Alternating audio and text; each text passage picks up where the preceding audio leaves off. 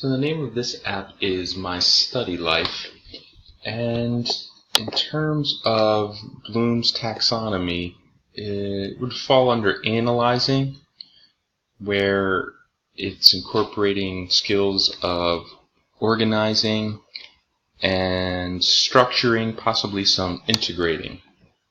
So in terms of classroom application, I could see using this for 504 and IEP students, or any student that struggles with organization, for that matter.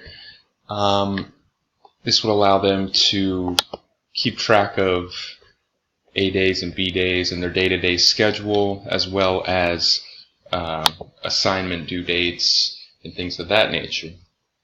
I could also see it being helpful for my drama club in terms of keeping track of rehearsals and things like that. Overall opinion, I like this app. I think it's fairly user-friendly. It has a pretty clean display. I guess I'm only wondering if this is the best app for scheduling and reminders and things of that nature.